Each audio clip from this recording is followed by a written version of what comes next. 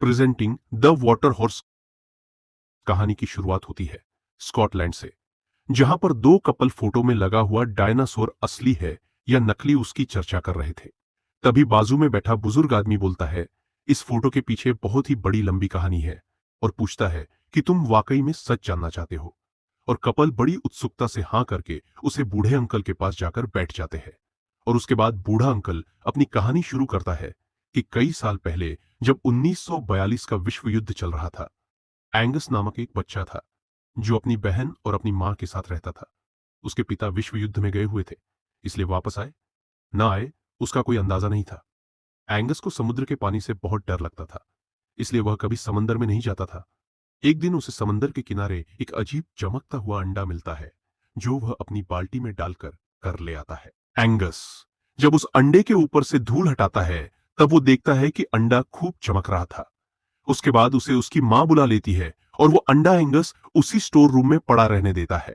उसी रात को जोरों से बारिश आ रही होती है, लेकिन जैसे ही एंगस नींद से उठता है तो स्टोर रूम से अजीब सी आवाज आ रही होती है।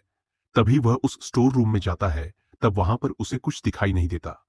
जब वो स्टोर रूम से बाहर आता है, तब देखता है कि अंडे से एक अजीब और प्यारा सा जानवर बाहर निकला है।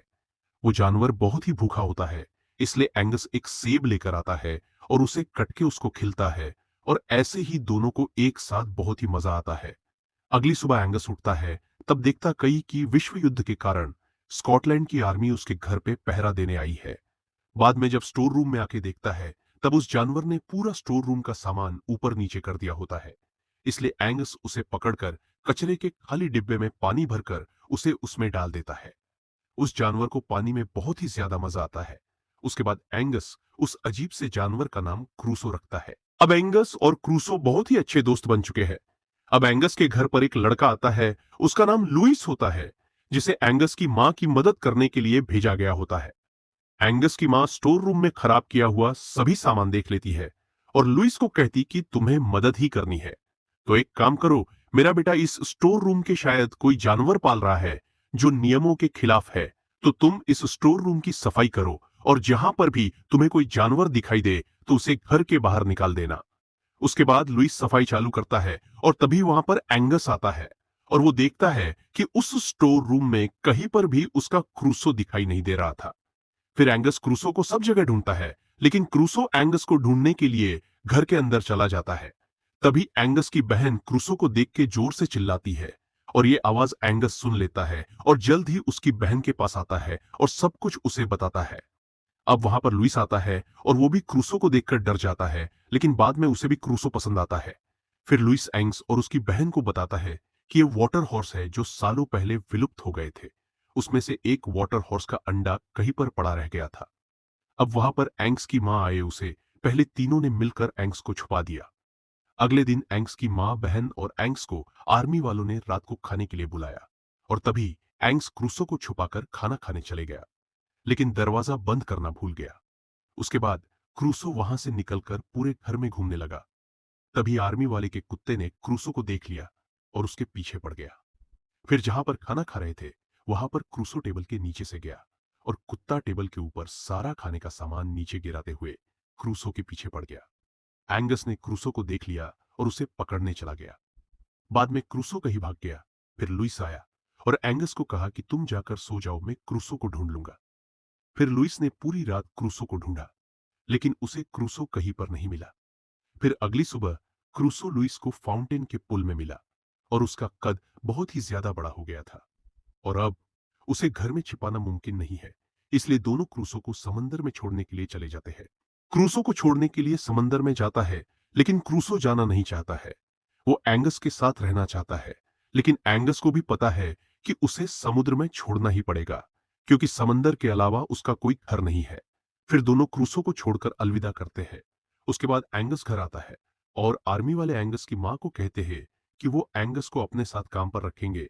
और उसके बाद एंगस को एक बार मौका मिलता है, तो वो समंदर के किनारे जाके क्रूसो को आवाज देता है, लेकिन कोई भी दिखता नहीं है। इसलिए एंगस पानी का डर लगने के बावजूद भी नाव लेके अकेला समंदर में चला जाता है। फिर अचानक से क्रूसो एंगस की नाव के पीछे से निकलता है, और अब वो कद में बहुत ही बड़ा हो गया है। फिर क्रूसो एंगस को अपनी पीठ पीछे बिठाता है और पूरे समंदर की सैर कराता है। शुरुआत में एंगस को भी डर लगता है, फिर वो भी सैर का आनंद लेता है। तभी आर्मी का एक आदमी एंगस को देख लेता है और उसे वापस बुला लेता है। ये सारी बातें एंगस घर जाकर अपनी बहन और लुईस को बताता है। वो सब बहुत ही खुश होते हैं। उन्हें खुश देखकर एंगस की माँ भी बहुत खुश होती है। फिर आर्मी का कैप्टन लुईस और एंगस की माँ को बातें करता हुआ देख उसे बहुत जलन होती है, क्योंकि कैप्टन को एंगस की माँ पसंद आ जाती है। इसलिए कैप्टन लुईस की सारी जानकारी पता करता है। उसके बाद शहर की बार में दो लोगों ने उस समुंदरी जानवर यानी कि क्रूसो को देख लिया था, और वो कहते हैं कि हमें उसी मॉन्स्टर को पकड़ना होगा, क्योंकि वॉर खत्म होने के बाद उसी मॉन्स्टर से यह पर लोग घूमने बहुत आएंगे और हमारा धंधा भी बढ़ेगा। यह सब आर्मी के कप्तान को पता चलने के बाद वह अपनी आर्मी को लेकर समंदर के किनारे तैनात हो जाता है। उसे क्रूज को करने के लिए यह सब बातें एंगस सुन लेता है और उसे बिल्कुल भी अच्छा नहीं लगता, और वह सीधा ही सभी आर्मी सोल्जर को समझता है। लेकिन कोई भी करने को तैयार नहीं है, और एंगस को उदास देखकर उसकी मां उसे वापस बुला देती है और कहती है कि चलो हम घर चलते हैं। यह देखकर आर्मी कप्तान को अच्छा नहीं लगता, क्योंकि वह एंगस की मां को इम्प्रेस करने के लिए आया था। फिर वह अपना पूरा प्लान बदलता है। इसके बाद आर्मी वाले क्रूज का एक डमी पीस बनाकर समंदर में रख देते हैं और लोगों को दिखा देते हैं। लेकिन फिर भी एंग्स क्रूसो ठीक है या फिर नहीं, उसके लिए रात को वापस आता है और क्रूस को फिर से समंदर में से बुलाता है। क्रूसो को बुलाते ही क्रूसो समंदर में से बाहर आता है, लेकिन इस बार क्रूसो बहुत ही ज्यादा गुस्से में होता है, क्योंकि जो आज आर्मी की तरफ से गोलियां चली थी उसकी वजह से वह बहुत ही गुस्से में था और एंगस की बात भी नहीं मान रहा था। फिर आर्मी वालों ने उस जानवर को अपनी बोट से उसको खत्म करने सोच लिया, और वह अपनी बोट लेकर उसे खत्म करने के लिए निकल पड़ते हैं। बीच समंदर में उन लोगों को क्रूसो दिख जाता है और वह उसे पर हमला भी करते हैं, लेकिन क्रूसो आर्मी वालों की बोट को पलटा देता है। फिर क्रूसो बोट में बैठा एक आदमी को पकड़ लेता है और उसे मारने ही जा रहा होता है। तभी एंग्स उस बंदे को छोड़ने के लिए कहता है। एंगस क्रूसो की तरफ समंदर में बढ़ता है और उसका पैर फिसल जाता है और डूबने लगता है। क्रूसो ये देखकर उस बंदे को छोड़कर एंगस को बचाने के लिए जाता है। उसके बाद वहां पर एंगस की मां भी पहुंच जाती है। उसके बाद एंगस क्रूसो की पीठ पर बैठकर समंदर की ओर चला जाता है। क्रूसो को समंदर में जाता हुआ देखकर एंगस बहुत ही खुश होता है। लोग कहते हैं कि क्रूसो आज भी समंदर में दिखाई देता है, लेकिन एंगस ने कभी क्रूसो को समंदर में नहीं देखा। बात फिर से प्रेजेंट में बार के अंदर आती है, जहां पर अमेरिकन उसे कपल को कहानी सुना रहा था।